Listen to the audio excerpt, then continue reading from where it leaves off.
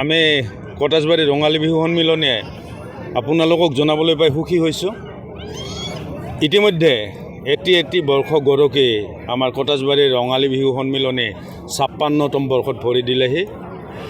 গতিকে এই ৫৬তম বৰ্ষৰ যোৱাকালিৰ পৰা আমাৰ কাৰ্যসূচী আৰম্ভ হৈছে। আজি দ্বিতীয় দিনৰ বিশেষ আকৰ্ষণীয় প্ৰতিযোগিতা মুকলি বিহু প্ৰতিযোগিতাখন ইতিমধ্যে আমাৰ চলি আছে। মুকলি বিহু প্ৰতিযোগিতাৰ পিছতে আমাৰ বিহু কুঁৱৰী প্ৰতিযোগিতাখন অনুষ্ঠিত হ'ব।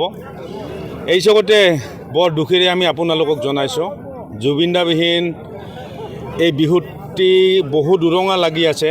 আমাৰ মনবোৰ হেৰেঙা, তথাপিও অসমীয়া জাতিৰ বাপতিসাহোন ৰঙালী বিহুটিক আমি পালন কৰিবই লাগিব। গতিকে জুবিনদাৰ মৃত্যু এটা বাস্তৱ সত্য বুলি মানি লৈ আমি অসমীয়া জাতিটোক জীয়াই ৰখাৰ স্বাৰ্থত বিহুটো পালন কৰিব ওলাইছোঁ। আৰু এই চেগতে আমাৰ সমিতিৰ ভুল ভ্ৰান্তিবোৰ আমাৰ ৰাইজে গঠনমূলকভাৱে আঙুলিয়াই দিয়ে পৰৱৰ্তী সময়ত আমি আগলৈ আগবাঢ়ি যোৱাত সহায় কৰক।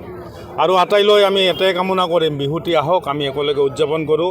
অসমীয়া জাতিৰ এই বাপতিসাহোন উৎসৱ হয়। গতিকে অসমীয়া জাতিটো জীয়াই থকালৈকে আমি বিহুটি উদযাপন কৰিবই লাগিব। আমাৰ শৰীৰৰ প্ৰতিটোপা তেজত আমাৰ অসমীয়া জাতিটোৰ এই বাস্তৱ সত্যতা উপলব্ধি হয়। গতিকে আটাইলৈ পুনৰবাৰ ধন্যবাদ জনাইছোঁ। আপোনালোকে আহক, কটাছবাৰীৰ বিহু চলি আছে, আপোনালোকে আমি একেলগে উপভোগ কৰোঁ। ধন্যবাদ।